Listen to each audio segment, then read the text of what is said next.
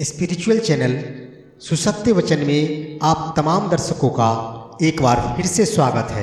प्रिय दर्शकों, आज के इस वीडियो में हम प्रस्तुत करने वाले हैं एक नया मोटिवेशनल स्टोरी जिसका शीर्षक है भाग्य का लिखा कभी नहीं मिटता। तो प्रिय दोस्तों, जिन्होंने अभी तक मेरे चैनल को सब्सक्राइब नहीं किया है वो कृपया सब्सक्राइब कर लें। फिर हम शुरू करते हैं नया मोटिवेशनल स्टोरी भाग्य का लिखा कभी नहीं मिटता। एक गांव में एक बहुत ही ज्ञानी पंडित रहता था। एक दिन वह अपने बचपन के मित्र से मिलने के लिए दूसरे गांव जा रहा था।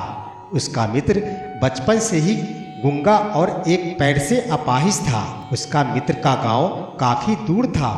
रास्ते में कई छोटे छोटे गांव पड़ते थे। पंडित अपनी धुन में आगे चला जा रहा था। तभी रास्ते में उसे एक आदमी और मिल गया। वह भी पंडित के साथ चलने लगा।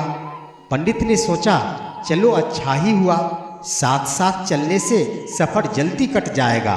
चलते चलते पंडित ने उस आदमी से उसका नाम पूछा तो उस आदमी ने अपना नाम महाकाल बताया। पंडित को यह नाम थोड़ा अजीब सा लगा, पर पंडित ने नाम के विषय में कुछ पूछना उचित नहीं समझा। दोनों धीरे धीरे साथ में चल रहे थे। तभी रास्ते में एक गांव आया तो महाकाल ने पंडित से कहा, तुम चलो आगे, मैं आता हूँ। मुझे इस गांव में एक संदेशा देना है, मैं तुमसे आगे मिलता हूँ। पंडित ने कहा ठीक है, और वह आगे की ओर चल दिया। तभी गांव में खबर फैल गई कि एक व्यक्ति को भैंसे ने मार दिया है। जैसे ही भैंसे ने उस व्यक्ति को मारा, ठीक थोड़ी ही देर में महाकाल वापस आ गया। फिर चलते चलते दोनों एक दूसरे गांव के बाहर पहुंचते हैं। यहाँ पर एक छोटा सा मंदिर बना था और ठहरने की व्यवस्था भी अच्छी लग रही थी। पंडित के मित्र का गांव भी वहाँ से अभी काफी दूर था और रात्रि भी होने वाली थी। तो पंडित ने महाकाल से कहा, रात्रि होने वाली है, पूरा दिन चलते चलते थकान भी महसूस होने लगी है और भूख भी लगी है। हम यही भोजन करके आराम कर लेते हैं। कल सुबह आराम कर फिर हम सफ़र शुरू कर देंगे। महाकाल ने कहा ठीक है, मुझे इस गांव में किसी को कोई दूसरा सामान देना है। तुम खाना खाकर आराम करो, मैं बाद में आकर खा लूँगा। इतना कहकर वह वहाँ से चला गया। लेकिन उसके जाते ही कुछ देर बाद उस गांव में धुआं उठता दिखाई दिया और देखते ही देखते पूरे गांव में आग फैल गई। पंडित आश्चर्य से सोचने लगे कि यह महाकाल जहाँ भी जाता है वहाँ किसी न किसी प्रकार की हानि जरूर हो जाती है, कुछ तो गड़बड़ है। लेकिन पंडित ने रात्रि में महाकाल से इस बात का कोई जिक्र तक नहीं किया। सुबह दोनों फिर अपने गंतव्य की ओर चलना प्रारंभ कर दिए। कुछ ही देर में फिर एक गांव आया तो महाकाल ने फिर पंडित से कहा, आप आगे चलिए, मैं कुछ देर में आपको मिलता हूँ। मुझे इस गांव में भी कुछ जरूरी काम है, मैं काम करके आपसे आगे मिलता हूँ। यह कहकर महाकाल जाने लगा। लेकिन इस बार पंडित आगे नहीं बढ़ा, बल्कि वह वही खड़ा होकर महाकाल को देखता रहा कि अब वह कहाँ जाता है और क्या करता है। तभी लोगों की आवाज़ें सुनाई देने लगी कि किसी व्यक्ति को सांप ने डस लिया है और वह मर गया है। ठीक उसी समय महाकाल फिर से उस पंडित के पास पहुंच गया। लेकिन इस बार पंडित को सहन नहीं हुआ। उसने महाकाल से पूछ ही लिया कि तुम जिस गांव में जाते हो वहां कोई न कोई नुकसान जरूर हो जाता है, क्या तुम मुझे बता सकते हो कि ऐसा क्यों हो रहा है? तो महाकाल ने जवाब दिया, पंडित जी, आप तो मुझे बहुत बड़े ज्ञानी मालूम पड़े थे, लेकिन मैं आपके साथ चलने लगा था क्योंकि ज्ञानियों का संग बहुत अच्छा होता है, परंतु आप अभी तक मुझे समझ नहीं पाए। पंडित जी ने कहा, मैं समझ गया हूँ, लेकिन मुझे कुछ शंका है। आप मुझे कुछ अपना परिचय दे ताकि मुझे मेरा शंका दूर हो जाए। महाकाल ने जवाब दिया, मैं यमदूत हूँ और यमराज की आज्ञा से उन लोगों के प्राण हरण करता हूँ जिनकी आयु पूर्ण हो चुकी है। हालांकि पंडित को पहले से ही इस बात की शंका थी, फिर भी महाकाल के मुंह से सुनना वो चाह रहे थे। पंडित जी ने कहा, तुम सचमुच यमदूत हो तो बताओ अगली मृत्यु किसकी होने वाली है? यमदूत ने जवाब दिया, अगली मृत्यु तुम्हारे उसी मित्र की होने वाली है जिससे तुम मिलने जा रहे हो, और उसकी मृत्यु का कारण भी तुम ही बनोगे। अब पंडित सोच में पड़ गए, यदि वास्तव में यह यमदूत का कहना सही हुआ तो बहुत बुरा होगा। मेरे कारण मेरे बचपन के दोस्त की मृत्यु हो जाएगी, इसलिए अच्छा यही होगा कि मैं अपने मित्र से मिलने जाऊंगा ही नहीं, कम से कम उसके मृत्यु का कारण तो नहीं बनूंगा। महाकाल ने कहा, तुम जो सोच रहे हो वह सब मुझे पता है, मगर तुम्हारे अपने मित्र से नहीं मिलने से नियति बदल नहीं जाएगी। तुम्हारे मित्र की मृत्यु निश्चित है और वह अगले कुछ ही क्षणों में होने वाली है। महाकाल की बातें सुनकर पंडित को बहुत बड़ा झटका लगा, क्योंकि महाकाल ने उसके मन की बात जान ली थी, जो कि एक साधारण व्यक्ति के लिए संभव नहीं है। अब तो पंडित को विश्वास हो गया कि यह महाकाल सचमुच में ही यमदूत है, वह अपने मित्र की मृत्यु का कारण नहीं बने। इसलिए पंडित पीछे की ओर मुड़ा और अपने गांव की ओर जाने लगा, परंतु जैसे ही पंडित मुड़ा, उसका मित्र तेजी से उसकी ओर आता हुआ दिखाई दिया, जो पंडित को देखकर अत्यंत प्रसन्न दिख रहा था। अपने मित्र के आने की गति तेज करने के कारण आते आते पंडित के मित्र की मृत्यु हो गई। पंडित हक्का बक्का होकर महाकाल की ओर देखने लगा, जैसे कि वह पूछना चाह रहा हो कि आखिर क्या हुआ। महाकाल पंडित के मन की बात समझ गया और बोला, तुम्हारा मित्र पिछले गांव से ही तुम्हारे पीछे पीछे आ रहा था, लेकिन वह अपाहिज और गूंगा होने की वजह से तुम तक नहीं पहुंच सका था। उसने अपनी संपूर्ण ताकत लगाकर तुम तक पहुंचने की कोशिश की, लेकिन बुढ़ापे में बचपन जैसी ताकत नहीं होती, इसलिए हृदय आघात के कारण तुम्हारे मित्र की मृत्यु हो गई, क्योंकि तुमसे मिलने के लिए अपनी गति की सीमा को लांघते हुए वह तुमसे मिलने के लिए पीछे पीछे भाग रहा था, इसलिए अपने मित्र की मृत्यु का कारण तुम ही बने। अब पंडित को विश्वास हो चुका था कि सचमुच यह महाकाल एक यमदूत है और उसका कार्य जीवों के प्राणों को हरना है। पंडित एक ज्ञानी व्यक्ति था, इसलिए यह भी जानता था कि मृत्यु किसी का बस में नहीं रहता, सभी जीवों को एक ना एक दिन मरना ही है।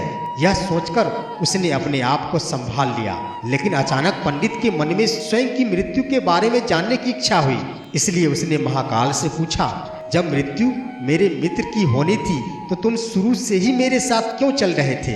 महाकाल ने जवाब दिया, मैं तो सभी के साथ चलता हूँ और हर क्षण चलता रहता हूँ, किंतु लोग पहचान नहीं पाते हैं, क्योंकि लोगों के पास अपनी समस्याओं के अलावा किसी और व्यक्ति, वस्तु या घटना के संदर्भ में सोचने, समझने और देखने का समय ही नहीं मिलता।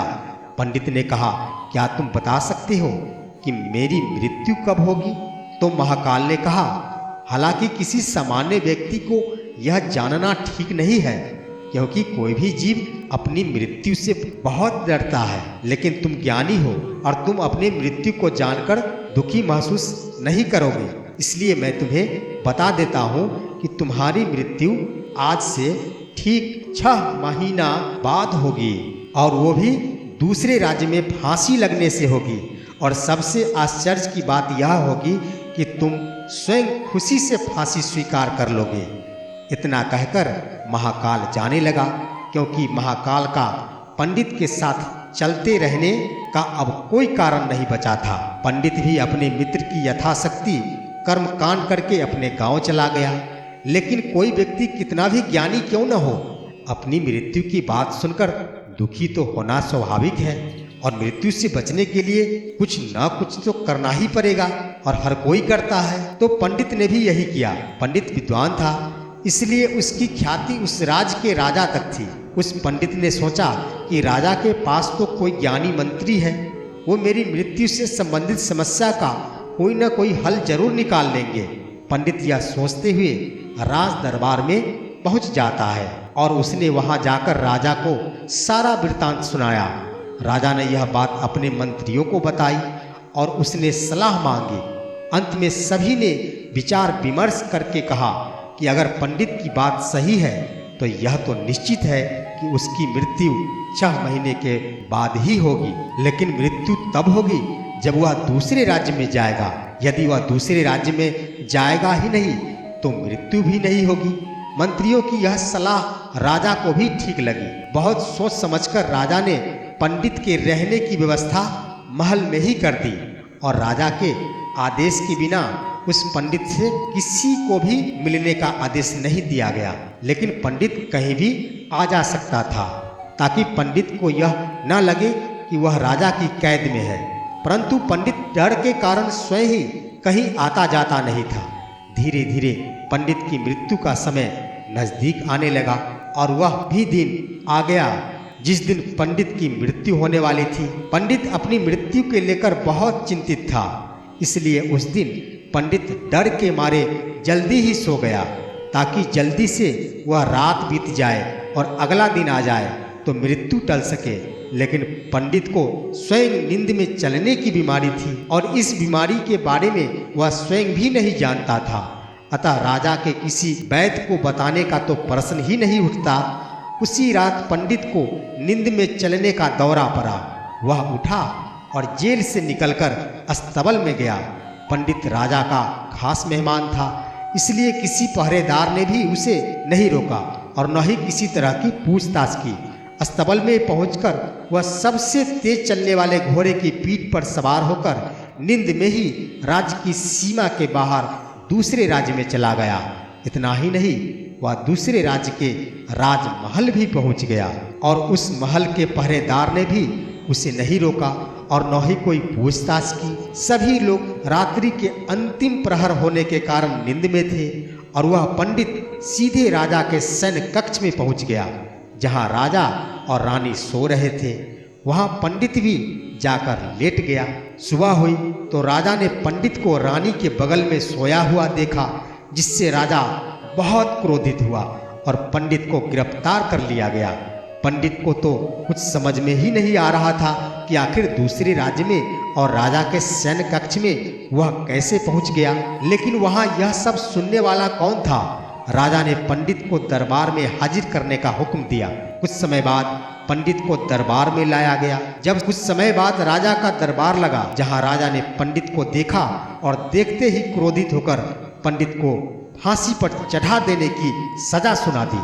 फांसी की सजा सुनकर पंडित कांप गया। फिर भी वह हिम्मत कर उसने राजा से कहा कि मैं यह नहीं जानता हूँ कि मैं महल में कैसे पहुँचा और यह भी नहीं जानता हूँ कि मैं आपके शयन कक्ष में कैसे आया और आपके राज्य के किसी पहरेदार ने मुझे रोका क्यों नहीं। लेकिन मैं इतना जानता हूँ कि आज मेरी मृत्यु होनी थी और अब सच में होने जा रही है। राजा को यह बात थोड़ी अटपटी लगी। उसने पूछा, तुम्हें कैसे पता चला कि आज तुम्हारी मृत्यु होनी है? तुम कहना क्या चाहते हो? राजा के इस सवाल के जवाब में पंडित ने महाकाल से मिलने की कहानी बता दी और कहा कि महाराज, मेरा क्या किसी भी सामान्य व्यक्ति में इतना साहस नहीं कि वह राजा के सैन्य कक्ष में राजा की उपस्थिति में रानी के पास चला जाए और सो जाए। राजा को पंडित की बात में थोड़ी सत्यता दिखाई दी, परंतु उसने सोचा यह मृत्यु से बचने के लिए महाकाल और अपनी मृत्यु की भविष्यवाणी का बहाना बना रहा है। इसलिए राजा ने पंडित से कहा, यदि तुम्हारी यह बात सत्य है और आज तुम्हारी मृत्यु का दिन है जैसा कि तुम्हें महाकाल ने कहा था, तो तुम्हारी मृत्यु का कारण मैं नहीं बनूंगा। लेकिन अगर यह बात झूठी निकली तो निश्चित ही आज तुम्हारी मृत्यु का दिन होगा, क्योंकि पड़ोसी राज्य का राजा उसका मित्र था। उसने तुरंत सैनिकों के हाथ दूसरे राज्य के राजा को पत्र भेजा और पंडित की बात की सत्यता का प्रमाण मांगा। शाम तक भेजे गए सैनिक वापस लौटे और उन्होंने बताया, महाराज, पंडित जो कह रहा है वह पूर्णतया सत्य है। दूसरे राज्य के राजा ने पंडित को रहने के लिए अपने ही महल में संपूर्ण व्यवस्था कर रखी थी और पिछले 6 महीने से पंडित राजा का मेहमान था। कल राजा इससे अंतिम बार मिले थे। इसके बाद से इस राज्य में यह कैसे पहुंचा, इसकी जानकारी किसी को नहीं है। इसलिए उस राज्य के राजा के अनुसार पंडित को फांसी की सजा देना उचित नहीं है। लेकिन राजा के लिए एक नई समस्या आ गई, क्योंकि उसने बिना कुछ जाने ही पंडित को फांसी की सजा सुना दी थी। इसलिए अगर दंड फांसी नहीं दी जाए तो राजा के कथन का अपमान हो जाएगा, और अगर राजा के द्वारा दी गई सजा का मान रखा जाए तो पंडित के बिना वजह ही मृत्यु हो जाएगी, तो पंडित की बिना वजह ही मृत्यु हो जाएगी। राजा ने अपने सभी मंत्रियों से इस बारे में चर्चा की।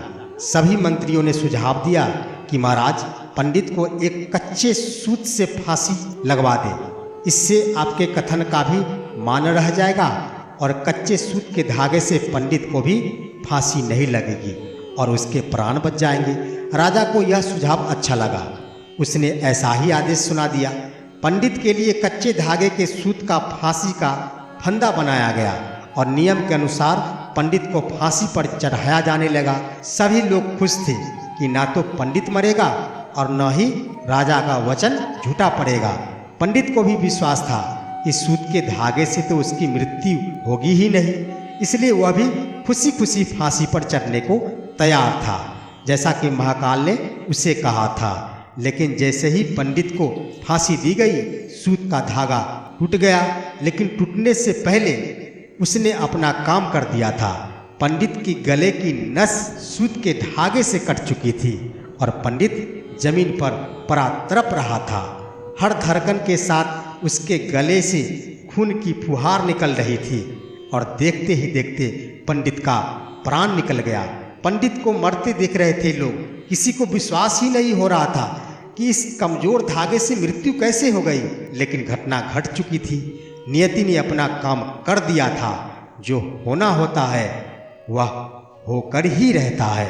हम चाहे जितना भी सावधानियां बरत ले, कितना भी कोशिश कर ले, लेकिन हर घटना और घटना की पूरी प्रक्रिया पहले से ही तय रहती है, जिसे हम थोड़ा सा भी इधर उधर नहीं कर सकते। इसलिए ईश्वर ने हमें भविष्य जानने की कोई शक्ति प्रदान नहीं की है। तो इस तरह से ये कहानी समाप्त हुई। मेरा वीडियो अच्छा लगा होगा तो मेरे चैनल को सब्सक्राइब जरूर करेंगे। फिर मिलते हैं अगले वीडियो में। तब तक के लिए नमस्कार।